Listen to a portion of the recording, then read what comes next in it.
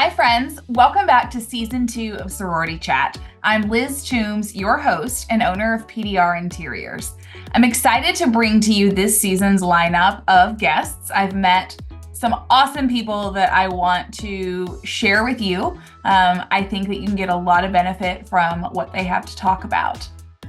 So on our first episode, we have Mike Ayalon from Greek University and Fraternity Foodie podcast. I've been following Mike for a while now on TikTok and on Instagram. He makes very funny reels and videos. You should go and follow him.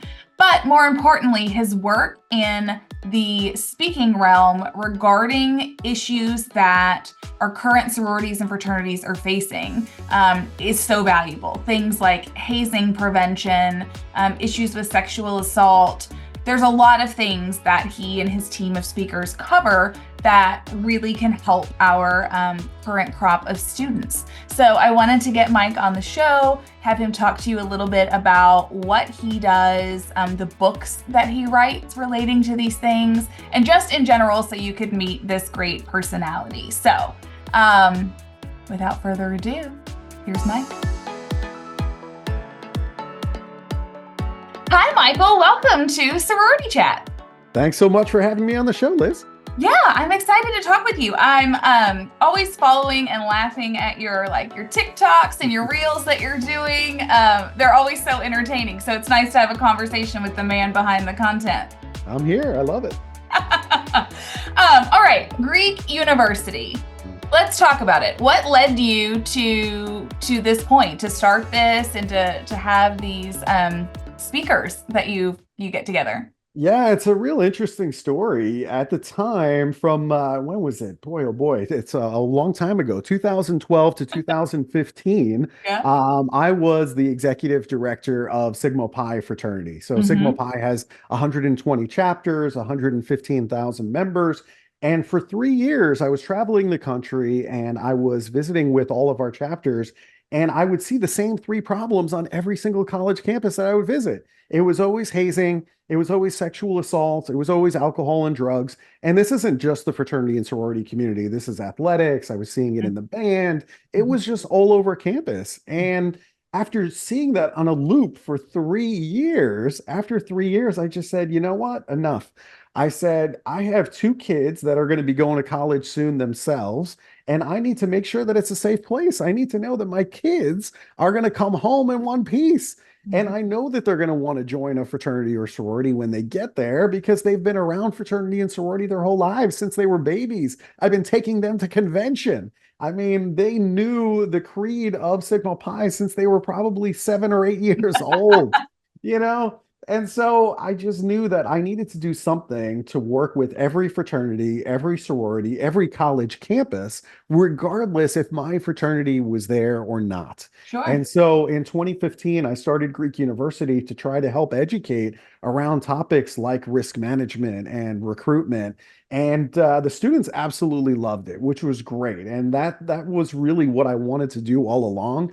I really just wanted to work with the students. When you become executive director of a national fraternity or sorority, you realize very quickly that your job is maybe half working with the students. The other half is you're managing your staff, but you're also managing up. You're managing to the board of directors of your national fraternity or sorority. And so, that's not really why I got into it. I got into it to work with the students. And so now I got to work with the students full time at Greek University, loved it. The students were, just loving the programs. And as I was working with the fraternity and sorority advisors, they would say, Mike, great program. Students gave you hundreds across the board. However, next semester, we want to talk about mental health. Or next semester, we want to talk about some other topic. And I'm like, well, I stayed at a Holiday Inn last night, but I'm not the best person that's qualified to do that work. And so I started bringing my friends and I said, hey, I know of a person who would do an amazing job for you on mental health. And sure enough, slowly but surely, the number of speakers that we had started to grow. And now we're up to 25 speakers on college campuses every single week on just about any topic that a fraternity or sorority member might need. And now, we've been going since 2015, so it's been 9 years. Next year, we'll be celebrating our 10th anniversary, which is just unbelievable to me that it's been going this long and it's been this successful. But I think really the key is our people. It really just goes back to the great people that we have working for us. They see things that I can't see. We have a very diverse team of Mhm. speakers and consultants, and they just show me things that I wasn't even aware of. So I'm really blessed to have a great team of people that are all united in this idea that we can grow fraternity and sorority, number one, but number two, make it a safer experience for all college students. I love that. Well, congrats on the upcoming 10-year anniversary. That's a big business milestone. Thank you. I Yes. appreciate that. Yeah. And I love that, you and I have had other conversations where it constantly comes up about like your network, connecting Mm. with people. You can't do this alone. And you can definitely hear that and how you've built this business. And Mm. by bringing in these other speakers and understanding that you are not the expert on every topic, but you might know someone who is. Yeah. And I think that's great. I think that is such a great approach to business, but life in general, right? We can't all be experts at everything. And you really learn to rely on those around you, and we can all help each other out. Yeah, I think that's really the key to success in business. I've never thought that I've known everything. I don't, Mhm. very clearly. And as a matter of fact, I'm in a doctorate program right now. And the more that I learn and the more that I get into my dissertation, the more that I realize I don't know anything. I Yeah. literally know nothing. The world is infinite in terms of what's out there. And so I really do depend on a team of people to build, a huge company. And it's been like that my entire career. I'm not intimidated at all to bring on people, employees that are smarter than me. I'm Mhm. not intimidated at all. Show me all the degrees. Wonderful. I love that you have your doctorate or what have you. I think all of those things are great. I'm not intimidated at all. My job is to make sure the smartest people in the room are sitting around the table to do Mhm. problem solving and I want diverse people from all different backgrounds because ultimately that's how we're going to get results. And Mhm. so I want the best minds at the table. I'm not at all intimidated or concerned about bringing on people that are better than me, whether it be, in terms of their education or their speaking ability. I should be the worst speaker on the roster. Honestly, I think I am. And that's totally fine because if that's the case, then we are a group of rock stars. And I've done my job in terms of hiring the best people. I think I've done that my whole career. I think the secret is not that I'm any smarter than anybody. I'm not. I think, I work really hard. My tenacity is kind of through the roof. I work all the time. I love fraternity and sorority, but I think the key is hiring the best people and being able to attract talent. That is really what makes companies tick. That's what makes great results. I love that so much. I have a similar mindset that, I want everyone to be better than me and really to promote them and tout them and let me kind of, fade into the background. Totally. 100%. I mean, that's the secret to success. And you know what? If you are touting them, if you are giving them awards, if you are recognizing them, whether that be on social media or in your team meetings or what have you, they will go through a brick wall for you. I mean, they really, really will. So, to all the undergraduates that are listening right now, make sure that you're recognizing the people around you that are doing great work. Mhm. If you, as a leader, if something goes wrong, just take the blame, take the L, as they say, and Mhm. just keep it moving. Okay, that's on you. Just listen to what I'm telling you. And if the team succeeds, it's because the team did it, and you need to promote the heck out of that. Mhm. And if you do that, your team will go through walls for you. And I think that's kind of what I've learned over time. It's really all about the team and promoting their great work. Yeah, very, very well said. You were so right. And it takes some time to learn that level of humility to take It the L, does. but then promote the team when they win. Yeah. Well, so tell me a little bit about what made you decide to get your doctorate. Like, why are you going through this new phase? It's always been a goal of mine. I think even as an Okay. undergraduate, I thought how cool that would be one day to have a doctorate. So I've always kind of had that in the back of my mind. I've also been, just like you, I've had great mentors over the years, and many of them have their PhDs, they have their doctorates. So I look up to them, I respect them.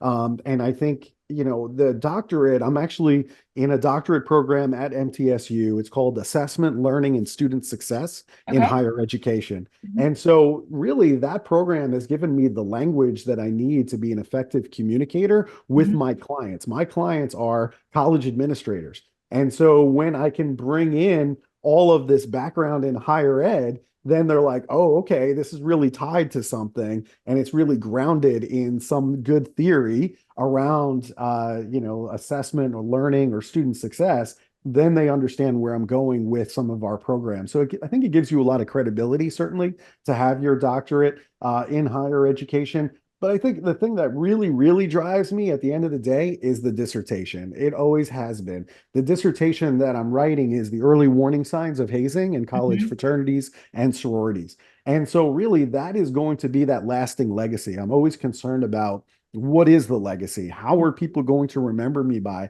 And yeah, sure, Mike's a great speaker. He's a great guy. He loves fraternity and sorority. But like that research that we're doing on the early warning signs of hazing, that is something that is going to last forever. That is something that new student affairs professionals are going to be able to pull off the shelf and understand what is the definition of hazing. It's all over the place. I got news Mhm. for you. Depending on what state you're in, it's different.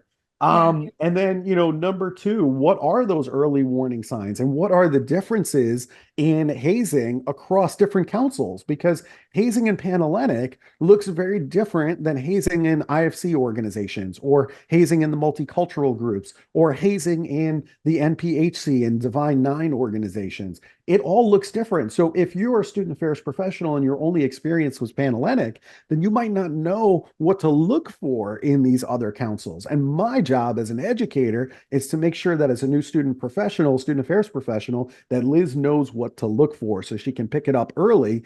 And then the third question is, at what point does Liz, as a student affairs professional, intervene? Where is that line where you, on behalf of the institution, say, okay, enough, I'm going to insert myself into this process and we have to figure out a better way.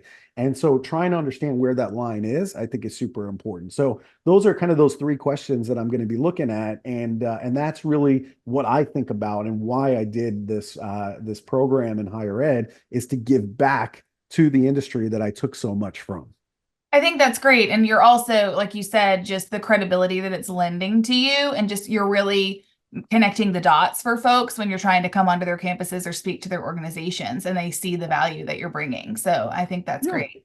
I want them to be served by an expert. And I think anytime you have somebody who has their doctorate and they did their dissertation looking at hazing in college fraternities and sororities, nobody's going to dispute that this is an expert. I mean, Yeah. this is one of a handful of people that have done their dissertation on hazing. So he's certainly more than qualified to do the work. And I think the students respect that. I think the students get really into it. They kind of geek out with me about some of the findings in the dissertation. And I just think it's a wonderful thing. And it kind of does really motivate the next generation to say it is possible for you to go out and get your doctorate. Yeah, my kids, they're in college right now. They're very high achievers. Shocking. It takes after my wife, by the way, not after me. And so, I want them to see that their dad, despite it all, is going to go at, a late age in life and go after his doctorate. I mean, I think that motivates them and they're very competitive. We know Gen Z is very competitive. They want to win. And so I hope they get their doctorate too. I hope it motivates them to say, we can do this too. And so I'm kind of also doing it to motivate them to make sure that they have this constant hunger for education that never ends. I love that. You're modeling the way for them and showing a good Trying. example of what can be done. I'm trying. So you've got 5 books out. Let's talk Yeah. about those and what led you to write those, what those are about, how people can find those. Yes, handily ready. Handily ready. They're always within reach, Liz. These books are always within reach. So yeah, so they are available. You can go and pick them up on Amazon. Some of them are now available on Barnes and Noble as well. Slowly but surely, I'm starting to put them on there. It all kind of started with this first book. It's called From Letters to Leaders, is the name of the series. This first one is creating impact on your college campus and beyond. And it Mhm. really does cover everything that a fraternity or sorority student might need. All of these books are less than $10. So really available, and it covers the whole gamut, this first book, because we wanted kind of each of our speakers to write about what they cared about, and that ended up being alcohol and drug abuse, that ended up being sexual assault prevention, that ended up being mental health, all kinds of really cool things. And then the second book, this was really all about hazing. It's called Redefining New Member Education and Leveraging Belonging to Eliminate Hazing.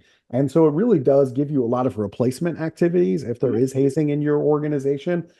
So a really, really good book focusing just on the hazing prevention piece, because it was really an issue when we wrote the book. It was something that was kind of front and center. Then we started getting into jobs. So the third book is Leveraging Your Fraternity or Sorority Experience to Land Your Dream Job. This is obviously a favorite for many college students. They want to know, how do I take my experience as whatever in my position in the sorority or the fraternity that nobody really knows what that is? And how do I make that relevant to an employer, somebody who is a hiring manager? And so this really covers that. It talks about interviewing, it talks about resumes, it Nice. talks about networking with alumni. It's a real good favorite. One of our latest books is called Perseverance and How to Be a Great Fraternity or Sorority Alumnus. That's a recent book. There really was no blueprint in terms of what do you go after graduation. And so we Yeah. wanted them to have some resource after graduation to say, what now? How do we integrate with our community? How do we stay tied to our fraternity or sorority after graduation when I'm not seeing my brothers and sisters every single day? So that was that. And then the latest book that also came out is Using AI to Grow Your Fraternity or Sorority. So Mhm. artificial intelligence, I think, is here to stay. And I think, the undergraduate students are a little bit slower, believe it or not, to adopt some of, this new technology. And so what we wanted to do was say, hey, this technology is here, whether or not higher ed wants to wrap their arms around it, that's up to them. But it's here and the students are using it. So how do we use it for good? How do we make sure that students are aware of how artificial intelligence is being used today, so that way they can kind of adjust their approach to their careers Mhm. and go into it with eyes wide open, Mhm. knowing full well that this is a resource that many employers would expect that students would understand how to use. So I Mhm. say, give it to the students, let them experiment with it, let them figure out what's good about it, what's bad about it, and how it applies to them in their careers. I love that. Are you using AI very much within your business? Oh, I use AI every single day.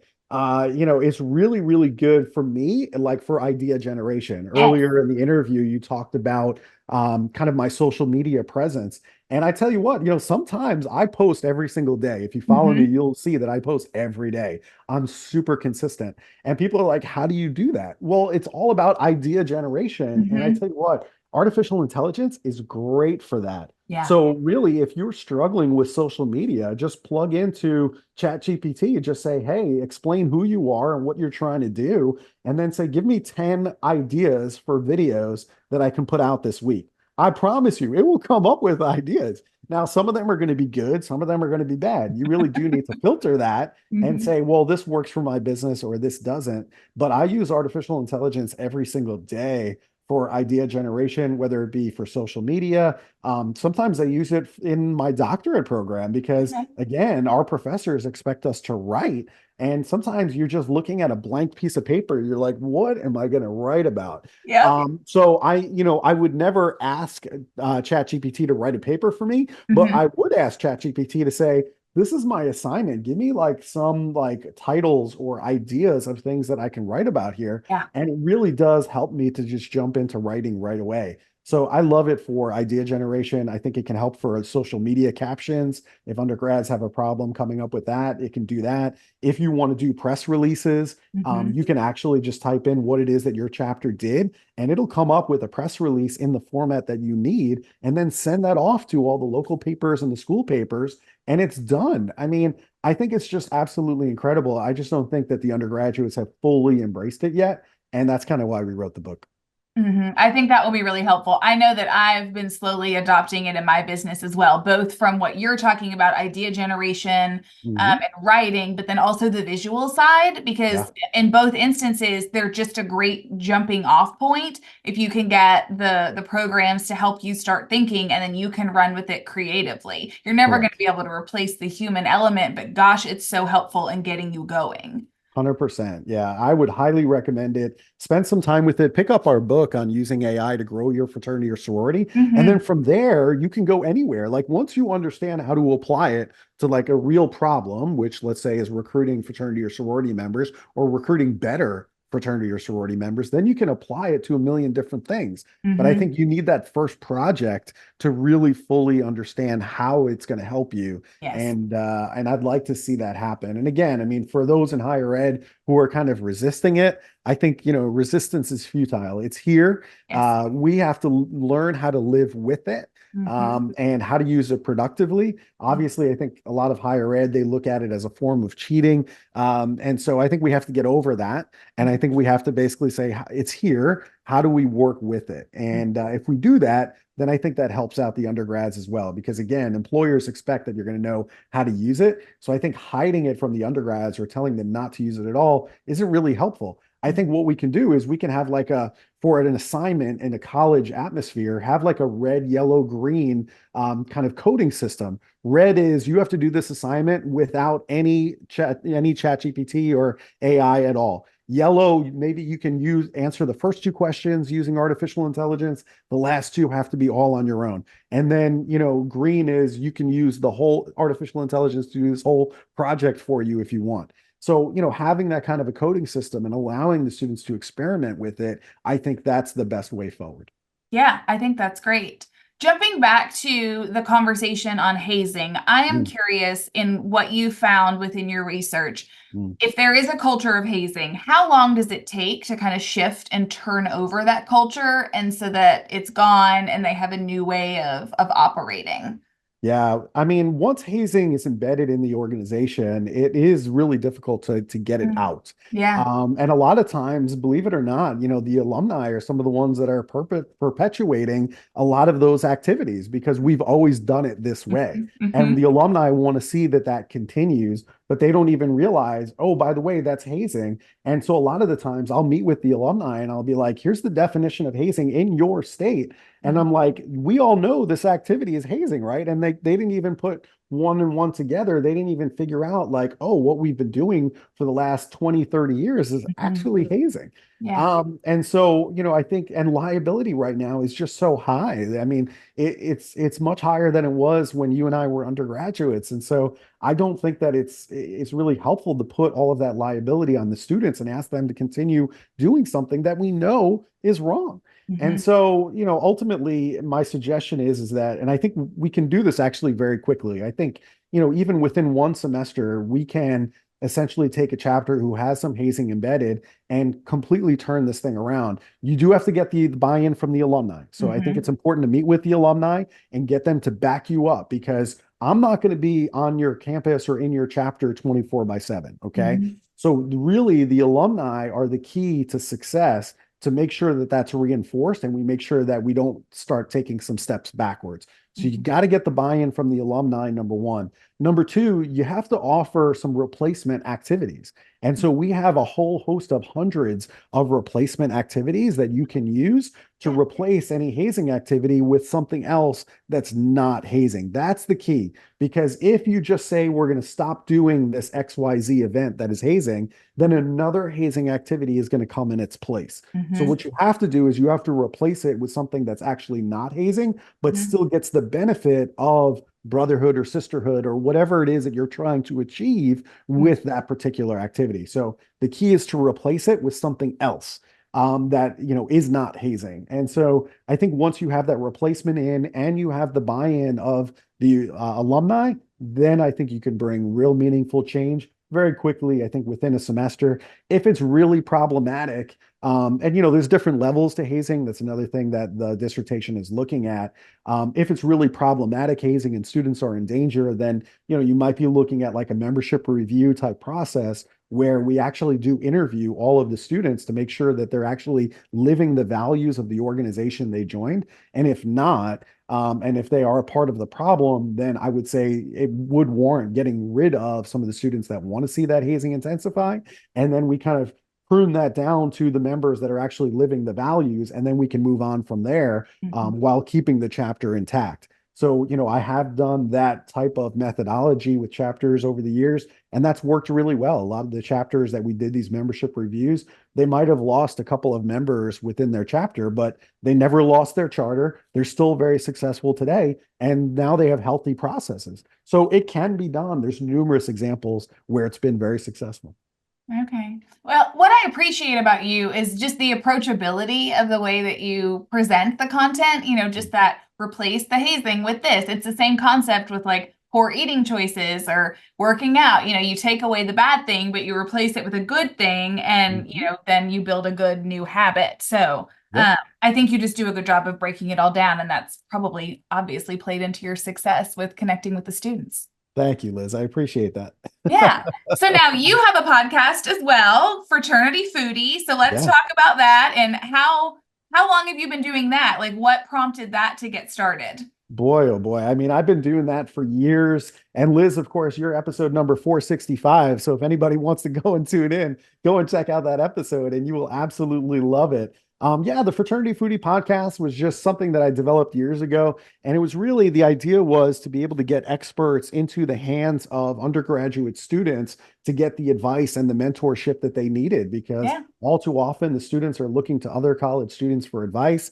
I didn't think that that was helpful. I said, if I can get this into the hands of every undergraduate student at zero cost, there's no Mhm. cost to listen to the podcast. There's no cost to listen to it on YouTube, for example. I just wanted to get it out there for free with experts so that way students can get the guidance and the mentorship that they need, and then follow up with some experts if they had some follow-up questions. So that's kind of how it started years ago. We're up to the latest episode at 465. So we're getting near to 500 interviews. And I Yeah. got to tell you, I mean, I've learned so much from these experts in the industry. I mean, again, it just points to the fact that I know nothing. And there's so many great people that are experts in what they do. Why wouldn't I want to share that with the world? So it's been a lot of fun just getting to know people and networking with people. And it kind of started, during the pandemic when everybody really couldn't Oh, get together. And uh-huh. so this was just almost an effort for me to force myself to have that one-on-one communication with other people that I couldn't be around physically, but I could Hmm. do it over Zoom. And it's worked out phenomenally. And we just kept it going. And the students love it. It's a little bit weird when I meet students and they know more about me than like even my parents do, because they've listened to every episode and they've Uh-huh. binged all 460 episodes. And they really know me really well, and I've never met them before in my life. So like they're telling me my life story, and I'm like, I've never met you. This is a little bit weird, but okay, cool. We can definitely take some selfies. Your reputation precedes you. You're famous. Pretty much, yeah. So you're a self-professed foodie. Yes. What constitutes a great meal for you? Oh boy, oh boy. Listen, I mean, my food tastes are kind of all over the map. I live in Nashville, Tennessee, so I certainly appreciate good barbecue. That's always really, really good in the South. But I'm also a New Yorker. I was born in Manhattan, in New York City, so I appreciate a really good slice of pizza or, a bagel sandwich, So like I'm kind of all over the map. I like really good ambiance. I think my wife has kind of turned me on to that it really does help when there's really nice ambiance in the restaurant. Hmm. Whereas, when I was a college student, I was going to dive places and it didn't really matter, like a hole in the wall. As long as the food was good, I didn't care. But now I started to appreciate the ambiance a little bit more. So that's certainly a part of it. I think, man, just when the chef really cares about like the presentation of the food, I think that goes a long way. And you can really tell like that they care about the food that they're presenting and they want to do it in an unusual way. I like a lot of Asian foods, for example. I like crossovers. So like for example, there's a Korean restaurant that's really close to me in Brentwood, Tennessee. And the name of the restaurant is Soy Bistro. And so they have Korean food, but there's also this crossover. They recognize that their restaurant is in the South. Hmm. And so they have Nashville hot chicken and Oh, they incorporate that into the Korean cooking. uh-huh. So I love that crossover. I love that they're taking some of the local ingredients and local flavors and then bringing that into Asian cooking. I mean, it's phenomenal, that crossover. So I like things that I can't get anywhere else that's Uh-huh. unusual. And using those local ingredients is fantastic. I'm not a big fan of chains at all. I really Mm, like local restaurants. I yes. like meeting like the owner of the restaurant to understand why they made this restaurant, why this particular dish. I like getting into their head and understanding what was the design, like Mhm. how did they come up with this idea. So when you get that kind of one-on-one relationship, which I have in a lot of the restaurants here in Franklin and Brentwood and Nashville, it just makes you appreciate the restaurant so much more. Yeah, I completely agree with that. I love a locally owned restaurant, love supporting it. I think it's the small business owner in us, Yeah. right? We appreciate that support back. And talking about quickly things that you can't get anywhere else, have you ever tried a Kentucky hot brown when you've been in the state? Never. What is it? You need to. It's an open-faced sandwich. Typically, it's like around Derby, but the Brown Hotel is the one that started it. And so all these different restaurants will do their own iteration. But so it's a piece of toast, and then usually there's turkey and ham, maybe a tomato topped with like a béarnaise or a hollandaise sauce, tomato, bacon. It's delicious. Ooh, wow, that sounds really, really Your good. Next your time I'm in arteries will town. close up, but it's delicious. Listen, we only live once, right? We might as well go out with a bang. Let's do Yeah. it. It might be a little bit shorter of a life if you have too many hot browns. Maybe. Oh my gosh. Well, Mike, I really enjoyed this conversation. Let the listeners know how they can find and connect with you. Absolutely. So you can always go on to greekuniversity.org Mhm. and you can go and check out all the different speakers and consultants that we have available for every fraternity and sorority in the nation. A lot of people love to follow me on social media. I can't really hide from that. So I'm at Greek University. TikTok is kind of where it's at. Yep. Also on Instagram Reels, you'll find me there. I really do try to put a lot of fun and humor into the stuff that I post just to make you laugh. I just think there's more than enough bad news out there. And I kind of want Hmm. people to come to Greek University just to laugh and to kind of put their feet up on the couch and just, share that with another fraternity or sorority member that's going to find the humor in what I'm trying to bring out. But at the same time, we're trying to educate and we're trying to make it a better place. So just connect with us at Greek University. Send us a DM. You can find me on LinkedIn too. My name is Michael Ayalon, Ayalon. I'd love to connect with you on LinkedIn as well. So if you need anybody, if you're looking for a mentor, you're stuck and you have a question about fraternity and sorority life,